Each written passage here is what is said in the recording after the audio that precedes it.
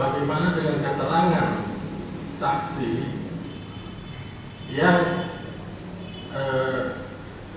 di BAP tapi tidak terungkap di persidangan gitu, Pak? Coba lebih konkret, Mbak. Apa yang nanti? Konkretnya kemana, Pak? Ya? Konkret pertanyaannya nanti. Ini, Pak. Keterangan saksi itu mencabut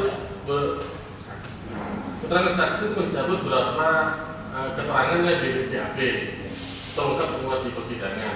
Ada beberapa keterangan saksi yang di BAP, tetapi itu tidak pernah terungkap di persidangan. Bagaimana dengan keterangan saksi yang tidak terungkap di persidangan ini, Pak?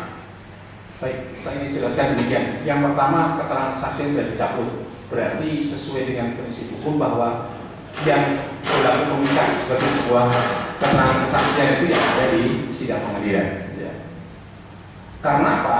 Secara ilmiah dan logika saja bahwa kalau diberikan keterangan di sidang pengadilan, berarti dia keterangannya sudah diuji persilangan antara jaksa penuntut umum, terdakwa, dan penasihat hukumnya dan hakim. Sehingga dengan demikian keterangan yang meragukan itu bisa dikelirkan ketika dia berada di sidang pengadilan. Demikian juga keterangan ahli, kalau keterangan ahli tertulis itu ya tertulis saja, tapi keterangan ahli yang di pengadilan karena dia adalah memerlukan cross check ya, data silang supaya menguji tentang kualitas keterangan yang disampaikan di sidang pengadilan. Pertanyaan berikutnya adalah terkait dengan bagaimana kalau sudah dibuat berkas tapi tidak diangkat di persidangan, padahal itu sesuatu yang mempengaruhi dan menentukan. Menurut Andi bahwa dalam suatu berkas, suatu pemeriksaan di sidang pengadilan sebaiknya dilakukan secara menyeluruh. Menyeluruh dalam arti kata bahwa kalau dia sudah memberi keterangan item-item pokok yang di dalam keterangan yang diberikan di hadapan penyidik tadi, semestinya harus diangkat sebagai uji cross di sidang pengadilan.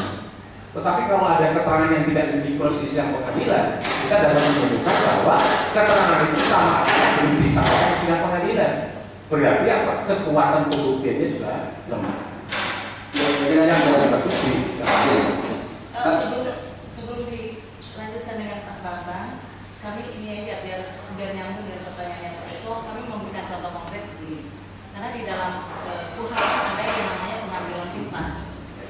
Tidak disebut bahwa pasal 116 itu kalau kami membacanya bahwa saksi itu di sidik itu tidak disumpah kecuali ya.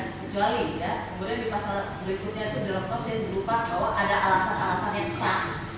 Kemudian diambil sumpah dan kalau dia tidak bisa mengambil itu nanti dia bernilai pembuktian. Ini membacakan begini. Kira-kira apa kali? Ya. Pertanyaan kami, kalau kami melihat ini kalau kami salah ya, saksi diperiksa dengan tidak disumpah kecuali.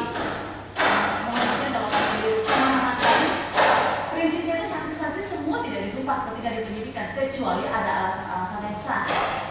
Bagaimana pendapat kami? Apa saksi yang dimaksud dengan alasan yang sah? Apa kemudian kalau memang dalam satu proses penyidikan semuanya harus disumpah atau memang harus ada alasan yang sah sehingga dia disumpah? Harus ada alasan yang sah dan alasan yang sah itu yang harus seperti apa? Azas pemberian keterangan kesaksian itu yang berlaku hanya di sidang pengadilan. Azas pemberian mempunyai kekuatan pembuktian terhadap perkara itu. Itu azas. Ya, prinsipnya kalau tadi dari pasal bisa dibaca di pasal 184 dan seterusnya itu kan ada saksi itu adalah saksi yang diberikan di sidang pengadilan.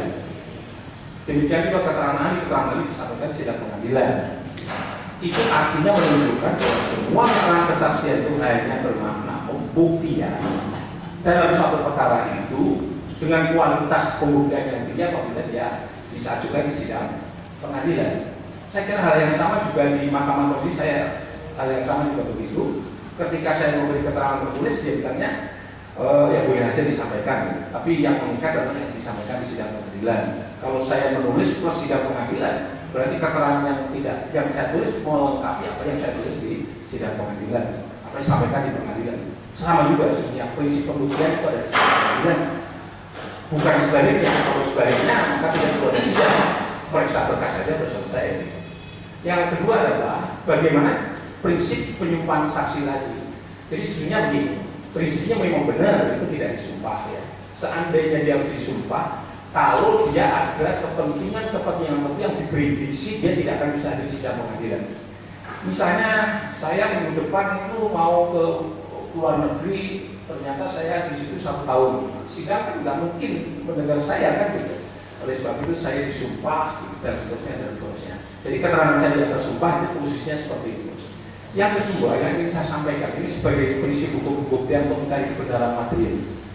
Kendati pun disumpah di sidang di pemeriksaan, kendati pun juga dia tidak diajukan ke pengadilan, tapi menurut ahli tetap juga bahwa kalau keterangan itu, keterangan saksi itu ternyata menentukan terhadap perkara pidana yang sedang diadili, ternyata dia keterangan dia hanya di atas atau hanya di dalam berkas disumpah saja, ternyata dia menentukan dan itu tidak bisa diuji.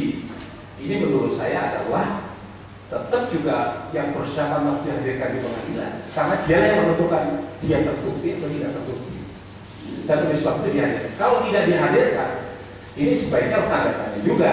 Kalau berani mengajukan dakwaan dan memeriksa keterangan dia, harus berani mengajukannya komisi dan pengadilan. Ini suatu perkara, maaf ya, saya sedang untuk penegasan. Suatu saat suatu perkara yang besar di Republik ini yang menjadi sorotan internasional. Itu hanya gara-gara satu orang saksi yang tidak mengacu di sana. Dia sangat menentukan terhadap kesalahan seseorang. Tapi keterangannya diubah-ubah, keterangan pertama, keterangan kedua, keterangan ketiga. Akibatnya apa? Keterangan mereka diragukan, padahal dia tidak bisa hadir pengadilan. Setiap dipanggil dia keluar negeri, setiap panggil keluar negeri, putusannya bebas. Jadi ini kan menentukan dalam suatu perkara. Iya, saya kira. Kalau Pak ada apa? Bisa tambah satu lagi mengenai Nanti pada porsinya ke sini lah. Bentar ngomong. Ada Pak? Kalau tak saya kurang juga bertemu. ada yang Oke. menurut pendapat ahli, siapa yang harus bertanggung jawab terhadap kebenaran isi dari satu keterangan apabila ahli diminta untuk menghitung kerugian negara, kemudian dia melaporkan terhadap penyidik sekian bedanya. Apakah yang bertanggung jawab terhadap isi keterangan itu ahli tersebut atau penyidiknya? Jadi begini, suatu keterangan disampaikan oleh saksi atau ahli yang anggap 100% itu ya memberi keterangan. Karena apa? Mereka yang bersangkutan tanggung jawab 100%. Jadi tidak bisa tadi dilimpahkan tanggung jawabnya orang lain, tidak bisa. Ahli lah yang harus bertanggung jawab. Kalau saksi lah yang bertanggung jawab. Karena masing-masing jika benar dia disumpah, berarti masing-masing dia tanggung jawab terhadap sumpahnya. Tidak bisa dipindahkan kepada orang lain. Misalnya tadi dikatakan siapa yang bertanggung jawab? Ya ahli yang bersangkutan, bukan orang lain. Iya, sudah saya kira ya. Pak Bang sudah ya? Gambar lagi pada dulu Pak. Gambar bagian sudah. Nanti dulu lagi. Ya, itu sudah terlalu lama di sini tidak lagi di situ juga ada lagi. Terima kasih Yang Mulia. Selamat sore ahli. Saudara ahli, kita flashback ke keterangan ahli atau pendapat ahli di awal-awal persidangan tadi. Yang saya ingin tanyakan, dapatkah kita pahami bahwa dimensi hukum pidana itu juga adalah hukum administrasi, hukum birokrasi, hukum pemerintahan dan sebagainya? Tidak bisa, hukum pidana itu berbeda daripada cabang hukum yang lain. Maka mulailah muncul kategori hukum pidana. Maka jadi sudah saya sebutkan, kalau hukum pidana itu intinya adalah yang disebut sebagai independent crimes. Jadi kejahatan itu ditentukan karena memang perbuatan itu adalah jahat. Yang kedua adalah hukum pidana yang disebut sebagai independent crime. Sebesar boleh saya potong biar nyambung ke maksudnya tadi. Apakah dapat suatu hukum yang dilanggar, hukum administrasi, hukum pemerintahan, hukum birokrasi, itu berakibat munculnya suatu perbuatan pidana? Itu maksud saya. Jadi buat dimensi dari hukum pidana ini tidak hanya hukum pidana itu sendiri, cuma juga merupakan bagian-bagian hukum lain. Gitu. Bisa tidak? Jawabnya iya atau tidak? Jangan dibatasi begitu. Saya mohon maaf kalau saya banyak tidak. Silakan. Bentar ya. Tadi aman saya. Saya kira ini pendapat ya, tidak perlu hati-hati, tidak bukan pendapat namanya. Dan ini pun sudah dijawab tadi, tapi kalau ingin dijawab kembali merupakan seleksi barangkali boleh, tadi sudah dijawab sebetulnya.